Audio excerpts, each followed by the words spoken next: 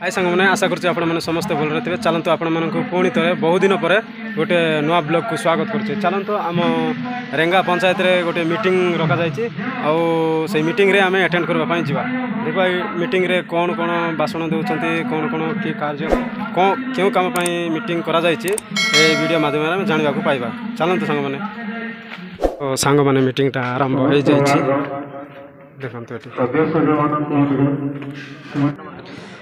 देखो सांग मैंने ये वार्ड नंबर अनुसार नहीं कि लिस्ट गुड़ाक दिहूँ ये गोटे तापर ये रहा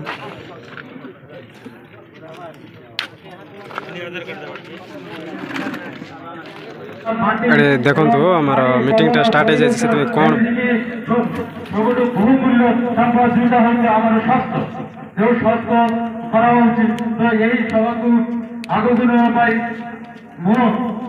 आमर जो अगाध ज्ञान अर्जन कर जैव प्रसार तो आम डाक्तर को अनुरोध करी सर आसबे सबको आगक नहीं सर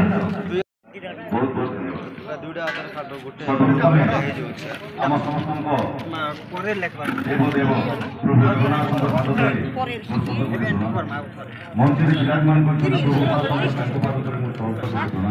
आम समस्त अधिष्ठात्री देवी माँ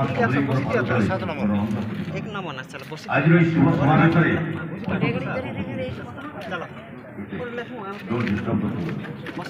आजिकार शुभ समावेश मोर रेंगा ग्राम पंचायत मंदिर मंचासीन सदस्य सम्माननीय अतिथि वृंद मो सम्मुखें बसुवा मो देशर मेरुदंड मो देशर अन्नदाता मोर पितृतुल्य बड़भाईतुल्य मातृतुल्य समस्त आजिकार समावेश मो फल मोर जिते भाई समस्त आंतरिक शुभेच्छा तथा बहुत बहुत शुभकामना आज समावेश चाष क्षेत्र विपद आगे बढ़ाई से मो निजी धन्य मन करने सहित भगवान पाखे आपण मान समस्त पाखे पुणी कृतज्ञता नमस्कार ग्रहण समस्त जुआर समस्त आसत आज्ञा आम आलोचना आज पकई आम डाकरा शुणी पंचायत परिसर आसिक उपस्थित होती कौन कि कहीं आम समस्त कौन आम समस्त गोटे लक्ष्य आम आम जीवन जीविका को मजबूत करवा चाष भितर नुआ कि शिखा नुआ कि जाना जमीक आम रेंगा ग्राम पंचायत उन्नत मान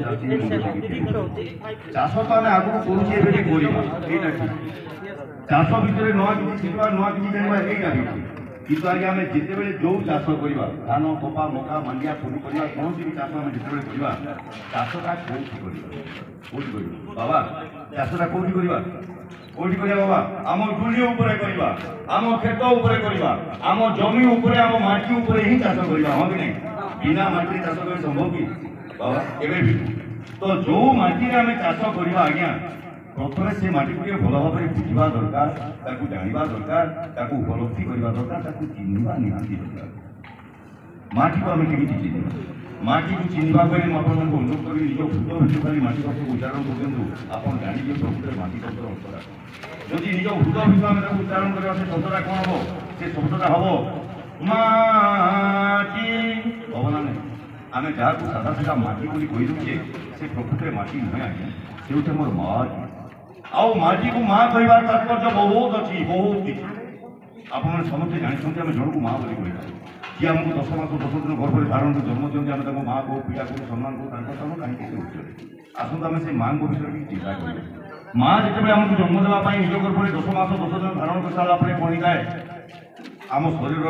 दिन बढ़ी जाए आम लाश पिला गुईटा कष्ट माँ सही पारती तेणु से बाध्य होती कौन करते आम गोटे नुआ दुनिया को बाहर करते जन्म देते आम माँ 10 मास 10 दिन पूर्ण होगापर माँ गर्भर आम कौन जगह न था समस्त जानते आज्ञा हाँ कि नहीं आउ से दिन ठूँ आउ गोटे माँ आमको चाकक पर चाह रही है कि हसी हसी तापर आमको खुले दिए तापर आमको जगह दिए ଆଉ ଜନ୍ମରୁ ମୃତ୍ୟୁ ପର୍ଯ୍ୟନ୍ତ ତାରି କୋଳରେ ରହି ଆମ ଶରୀରର ଭାରା ଯେତେ ବଢ଼ିଯାଉ ଆମ ଲାଶ ବିଧା ଗୋଟା ଗୋଟା କଥା ଚାଲୁଛୁ ଗାଡ଼ି ମଟର ଟ୍ରାକ୍ଟର ସବୁ ଯେତିକି ଚଳିତ ଆମେ ଯାହା ବି ଉତ୍ପାଦନ କଲେ କିଛି କହିନି ଆମକୁ ବସିଅଛି ତା କୋଳରେ ଛୋଟ ବୁଢ଼ା ହେଉଛି ସେ ହେଉଛି ଆମର ବୁଦ୍ଧିମ। ଖାଲି ଏତିକି ନୁହଁ ଆମେ ମରିଗଲା ପରେ ବି ଆମର ଦି ଖଣ୍ଡ ହାର ହଉ କି ମୁଠାଏ ପାଉଁଶ ହଉ ତାକୁ ବି ସେ ବସିଅଛି ତା ଉପରେ ବିଲୀନ କରିଦିଏ ସେ ହେଉଛି ଆମର ମାଟିମା। ଏଇ ଶୁଭ ଅବସରରେ ମୁଁ ଆପଣମାନଙ୍କୁ ମନେ ପକାଇବାକୁ ଚାହେଁ ଥରେ ମନେ ପକାନ୍ତୁ ଆଜ୍ଞା ଆମର ସେ ଶୈଶବ ଅବସ୍ଥାର କଥା ଆମର ପିଲା ଅବସ୍ଥାର କଥା ଯେତେବେଳେ ଆମର ବୟସ ବର୍ଷେ 1.5 ବର୍ଷ ହେଇଥିଲା ଆମେ ଗୋଟେ କଅଁଳ ଶିଶୁ ଥିଲେ ଆମକୁ ଖାଦ୍ୟ ଦଉଥିଲେ ଆମ ମା ହଁ କି ନାହିଁ ଆମକୁ ସ୍ତନ୍ୟ ପାଳନ କରୁଥିଲେ ଆମ ମା ଆଉ ସେ ସ୍ତନ୍ୟ ପାଳନ କରିବା ସମୟରେ ଆମର ଯେତେବେଳେ ଟିକି ଟିକି ଗଜାଗତ 2ଟା 3ଟା 4ଟା ହଉଥିଲା ମାଙ୍କ ପକ୍ଷକୁ ଯେତେବେଳେ କଷ୍ଟ ଅନୁଭବ ହେଲା ମା କଣ କରୁଥିଲେ ଟିକେ ମନେ ପକାନ୍ତି ମା ଆମ ମୁଣ୍ଡକୁ ଥାପଡ଼ି ଆମକୁ ସାଇଡ୍ କରିଦେଇ କହୁଥିଲେ ବାବୁରେ ଆଜି ତୁ ଏଇ ଖାଦ୍ୟ ତୋର ନୁହଁ ଆଜି ବି ତୋର ଖାଦ୍ୟ ହେଉଛି ଭାତ ଡାଲି ବିଭିନ୍ନ ପ୍ରକାର ବାହାରର ଖାଦ୍ୟ ମା ସେଇ ଦିନକୁ ଆମ ହାତରେ ଧରି ଦଉଥିଲେ ଆମ ଟିକି ଟିକି ଗଜା ଯନ୍ତ୍ର ଆଘାତକୁ ସହି ନ ପାରି ଆମ ମା ଆମକୁ ଆମ ଖାଦ୍ୟରୁ ବଞ୍ଚିତ କରିଦିଅନ୍ତି ଆଜ୍ଞା ହେଲେ ଆଉ ଗୋଟେ ମା ଏଇଭଳିଆ ମା ଅଛି ଯିଏକି ଜୀବନ ସାରା ଆମକୁ ଖାଦ୍ୟ ଦେବା ପାଇଁ ଅନୁମତି ଦେଇଥାଏ କି ଅନୁମତି ତା ଦେହରେ ଲୁହାର ଲଙ୍ଗଳ ଚଳିବାର ଅନୁମତି ଜୀବନ ସାରା ତା ଦେହରେ ଲୁହାର ଲଙ୍ଗଳ ଚଳି ତା ପକ୍ଷକୁ ଚିରି ଫାଡ଼ି ଖିନ୍ ଭିନ୍ କରି ଆମେ ଖାଦ୍ୟ ଅମଳ କରିଥାଉ ବୋଧେ କିଛି କହିନି ସବୁକୁ ନିଜର କରିଦିଏ ଆପଣାର କରିଦିଏ ଆମକୁ ହସି ହସି ଖାଦ୍ୟ ଯୋଗାଇଥାଏ ଖାଲି ଆମକୁ ଖାଦ୍ୟ ଯୋଗାଇଥାଏ କହିଲେ ତ ଭୁଲ ହେଇଯିବ କାହିଁକିନା ଆମ ଆଗରୁ ଆମ ବାପା ଅଜାଙ୍କୁ ଖାଦ୍ୟ ଯୋଗାଉଥିଲା ଏଇ ମାଟିମା ଆଜି ଆମକୁ ଖାଦ୍ୟ ଯୋଗାଉଛି ଏଇ ମାଟିମା ଆଗାମୀ ଭବିଷ୍ୟତରେ ଆମର କୁନି କୁନି ପୁଅ ଝିଅଙ୍କୁ ଖାଦ୍ୟ ଯୋଗାଇବ ଏଇ ମାଟିମା ସତ କି ନାହିଁ ଆଉ ସେଇଥିପାଇଁ କଥାଏ କହନ୍ତି ଜନନୀ ଜନ୍ମଭୂମି ସ୍ୱର୍ଗାଦପି କରିଅଛି ଜନନୀ ଆଉ ଜନ୍ମଭୂମି ଏ ଜଣ ସ୍ୱର୍ଗଠାରୁ ବଡ଼ ନା ତାଙ୍କ ଋଣ କେହି ଶୁଝି ପାରିଛନ୍ତି ନା ଆମ ଭିତରୁ କେହି ଶୁଝି ପାରିଛନ୍ତି ଆପଣମାନେ ଭାବୁଥିବେ ଆମକୁ ଚାଷୀ ସଭା ନାଁରେ ତ ଡାକିଛ କିନ୍ତୁ ଏଠି ଆସିଲା ପରେ ଆମେ ଦେଖୁଛୁ ଆପଣଙ୍କର ଆମକୁ ଆଧ୍ୟାତ୍ମିକ ତତ୍ତ୍ୱ ବାଟ କାହିଁ ଆଜ୍ଞା ମୋର କହିବାର କେବଳ ଗୋଟିଏ ଉଦ୍ଦେଶ୍ୟ ଯଦି ଗୋଟେ ମାର ଶରୀର ସୁସ୍ଥ ରହିବ ସେ ମା ଗୋଟେ ସୁସ୍ଥକର ସନ୍ତାନ ଜନ୍ମ ଦେଇପାରିବ ଯଦି ଗୋଟେ ମାର ଶରୀର ଅସୁସ୍ଥ ହେଇଯିବ ସେ କେବେ ଗୋଟେ ସୁସ୍ଥକର ସନ୍ତାନ ଜନ୍ମ ଦେଇପାରିବନି ଠିକ୍ ସେମିତି ଆଉ ଗୋଟେ ମା ହେଉଛି ଆମର ମାଟି ମା ଯଦି ସୁସ୍ଥ ରହିବ ସତେଜ ରହିବ ଆମକୁ ହସି ହସିକି ଅମଳ କରିକି ଦେବ ଆମେ ଖୁସିରେ ଜୀବନଯାପନ କରିପାରିବା ମାଟି ମା ଯଦି ଅସୁସ୍ଥ ହେଇଯିବ ସେ ଆମକୁ କେବେ ବର୍ଷ ପର୍ଯ୍ୟନ୍ତ ଖାଦ୍ୟ ଦେଇପାରିବନି ଆମକୁ ଦୁଃଖରେ ଜୀବନଯାପନ କରିବାକୁ ପଡ଼ିବ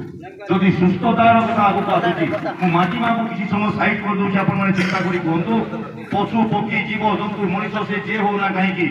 ଜଣକୁ ଯଦି ଆମେ ସୁସ୍ଥ ରଖିବାର ଆବଶ୍ୟକ ପଡ଼ିବ କ'ଣ ଦରକାର ପ୍ରଥମେ ଦରକାର ତାକୁ ଟିକେ ସୁସ୍ଥକର ଖାଦ୍ୟ ହଁ ନା ନାହିଁ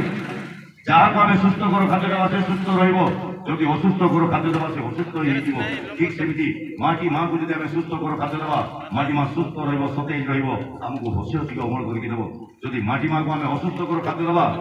ମାଟି ମା ରୋଗିଣା ହେଇଯିବ ଭାଙ୍ଗିଯିବ ଆଜ୍ଞା ଆମକୁ ସେ କେବେ ବି ବର୍ଷ ପ୍ରକୃତ ଖାଦ୍ୟ ଦେବା ପାଇଁ ସକ୍ଷମ ହେବନି ଆମକୁ ଦୁଃଖରେ ଜୀବନଯାପନ କରିବାକୁ ପଡ଼ିବ ଏ ମୋର ବୁଝୁଛନ୍